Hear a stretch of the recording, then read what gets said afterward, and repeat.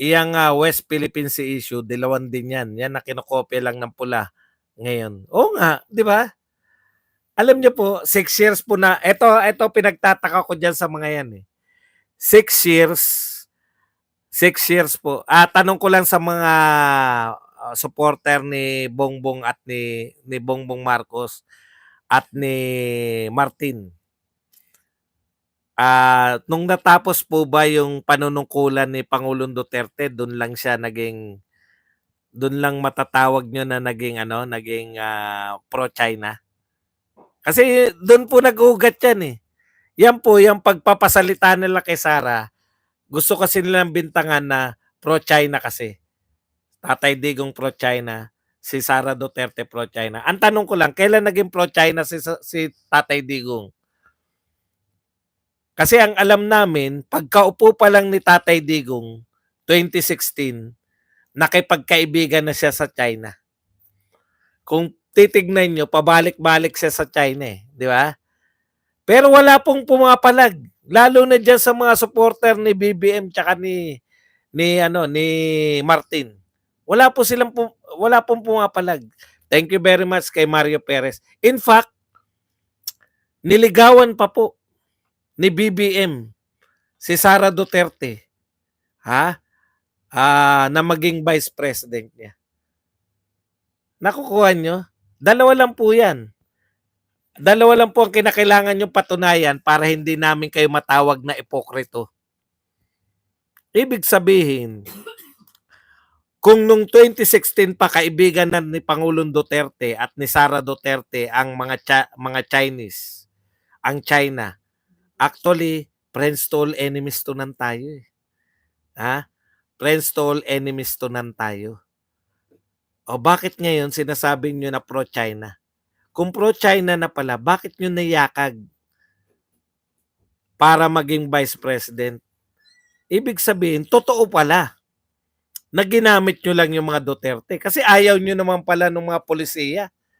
Ayaw nyo naman pala na pro-China si Sara Duterte. Bakit nyo niligawan sa Davao para maging vice president? Yan ang kauna-unahan kong tanong. Pinipeke nyo lang pala kami. Akala namin totoo kayo na natutuwa kayo sa mga Duterte. Pinipeke nyo lang pala kami. Pag nanalo pala kami, sisiraan nyo na lang na pro-China yung mga yan. Okay lang sana kung consistent kayo eh. Hindi naman kayo consistent eh. Sana consistent kayo na ayaw namin sa China, kaya ayaw namin sa mga Duterte. Hindi eh. Pucha, noong nanliligaw kayo para si Sara Duterte maging vice president, wala po nagbabanggit sa inyo. Pucha, lahat ng mga yan, tignan nyo, meron pa mga vlogger dyan, nauna pa dun sa opisina. Hindi nga ako nakarating dun sa opisina ni Vice President Sara Duterte. Yung isda, Inday Sara Duterte ako. Sila may mga t-shirt pa eh. Yung may mga t-shirt na Inday Sara Duterte ako. Yun yung mga unang bumabanat kay Sara Duterte at nagsasabing pro-China, pro-China. Tignan nyo, ganun sila no? Mapunta kami sa kapangyarihan, tablado na lahat. Kaya tama na yan. Hanggang ngayon, hanggang isa na lang yung mga Marcos. Tigilan nyo na kami, yung pamilya nyo. Ganyan pala kayo. Puta, biglang pro-China na. Nanliligaw kayo. Tutuloy namin ginawa ng tatay mo. Hindi namin papapasukin yung ICC. O uto-uto naman kayo. Isip siguro nila, utuin natin itong mga to. Kala nila, pag tayo nakaupo na, tablahan na agad. Oo. Nagulat ako kasi alam ko mga loyalista sila eh. BP, meron nun eh. Isda ako. Inday Sara Duterte ako. May t-shirt na, nakatambay pa rin sa opisina. Sabi ko, titindi naman ng kaming mga Duterte supporter, hindi kami nakarating sa opisina.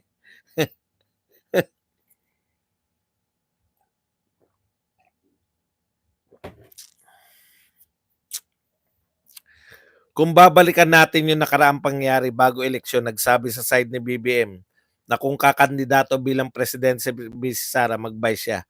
Ang vice versa kasi ayaw ng banggain ang Duterte nun. Correct. Kaya diyan nyo po mapapakita, no? Ganyan pala yung ugali ng pamilya na yan. Ngayon, magtataka pa ba kayo? Putya, yung mga bumabanat nga sa kanila, yan ang kakampi nila eh. Dekada kayong binanatan ng mga dilawan. Kami, 6 na taon lang. Alam na kagad namin na yung ugali ng mga dilawan hindi mapagkakatiwalaan. Kayo, dekada kayong binabanatan ng mga dilawan. Napalpak si BBM sa agriculture.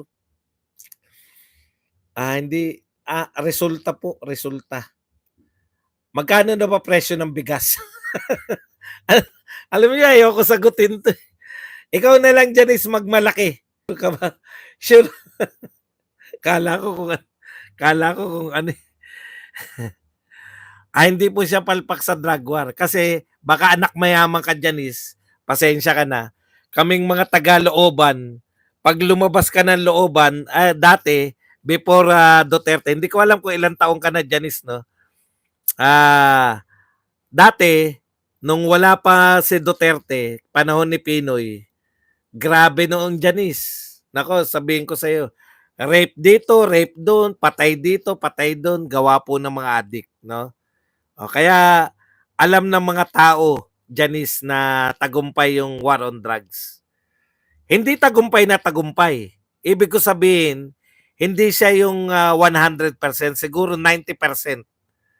90% kasi yung 10% daming na yung mga biktima. Dami nga nadamay sa drug war. Oo nga po, dami po nadamay pero tagumpay po para sa amin. Talagang ganun. Pag sinabi pong war, talagang ganun. Kung nakapanig po kayo sa mga drogista, talagang masama sa inyo si Duterte. Ako sure, pag bumisita si Martin sa palengke, kinabukasan mataas na bili.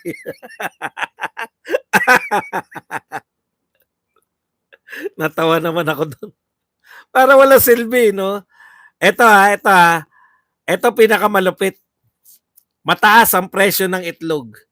Putya, pinagtalunan nila. Pinagtalunan nila sa Kongreso. Alam niyo kung ano pinagtalunan? Hindi pa paano mapapababa yung presyo ng itlog eh. Kung hindi, paano natin ibebenta itlog? Kikiluhin o per peraso? Sabi ko po, galing talaga ng gobyernong ito. No? Tutugunan mo yung problema sa itlog. Ang tutugunan mo, paano daw ibebenta. Si Maharlika, umatras na nga siya dahil siya mismo. Hindi daw niya nakita, may alam lang siya. Ano tawag mo doon? Alam niyo po, wag niyo po akong tanungin sa mga taong wala po akong kinalaman. Hindi ko po kaano-ano si Maharlika. Wala po akong binabalita tungkol sa pulburon. Tanungin niyo naman ako para maging fair sa akin dito sa mga pinag-uusapan natin. Okay? No comment ako. Hindi ko kaaway si Maharlika. Hindi ko rin siya kaibigan. Hindi ko siya kilala. Bakit mo ko tatanungin tungkol kay Maharlika? Duterte ba si Maharlika? Si Maharlika Duterte ba siya? Ang kulto po ako ni Digong. Hindi po ako kulto ni Maharlika. Sana naayos niyo yung mga utak ninyo. Kung binabanatan ni Maharlika si BBM, binabanatan ko si BBM, magkaiba po kaming tao. Ano ka pa problemahin kay Maharlika? May buhay yun, may buhay ako. Masikat sa akin yun. Bit ko pagtatanggol yun. Masikat pa nga sa akin yun, pagtatanggol ko pa. Huwag niyo akong tanungin, ano ba alam ko rin sa mga sinasabi niya? Hindi nga ako nakakanood madalas doon.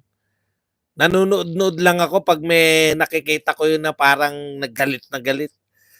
Alam niyo, walang katuturan eh, no? Ang layo po. Ganyan na po ba yung mga tagapagtanggol?